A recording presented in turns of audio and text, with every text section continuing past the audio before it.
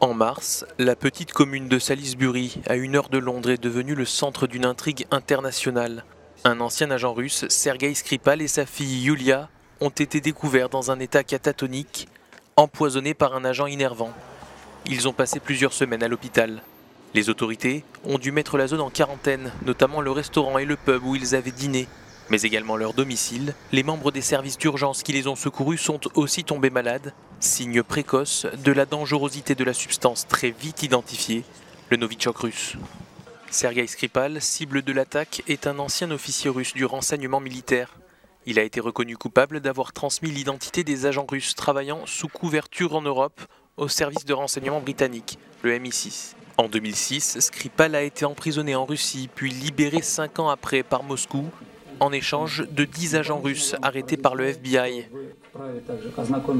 Il s'est ensuite rendu par avion au Royaume-Uni, où il a donné des conférences sur les agences de renseignement russes dans les académies militaires. La première ministre britannique, Theresa May, a immédiatement accusé la Russie. Première mesure de rétorsion, l'expulsion de 23 diplomates russes et le partage des preuves de l'empoisonnement avec 29 pays alliés. En tout, 155 diplomates russes ont dû rentrer chez eux.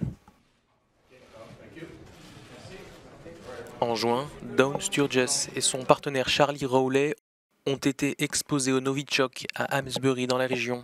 Après avoir manipulé une bouteille de parfum contaminée, la femme est décédée. En septembre, le gouvernement britannique a révélé l'identité de 2 agents russes suspectés du crime, Alexander Petrov et Ruslan Boshirov.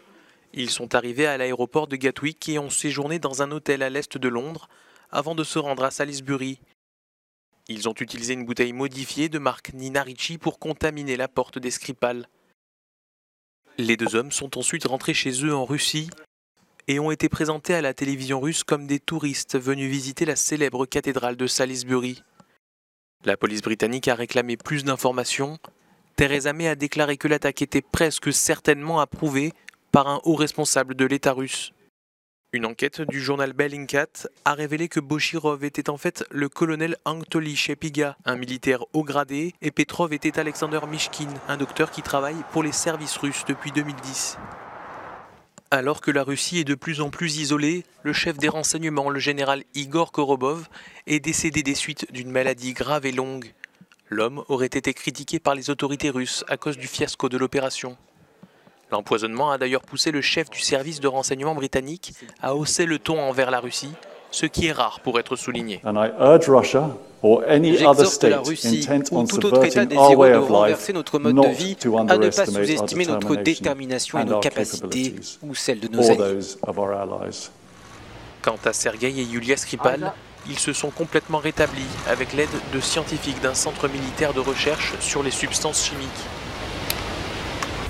Celles qui ont été utilisées ont été placées en lieu sûr. Depuis son rétablissement, Yulia a donné une interview à la télévision. Les Skripal auront certainement besoin de protection pour le reste de leur vie.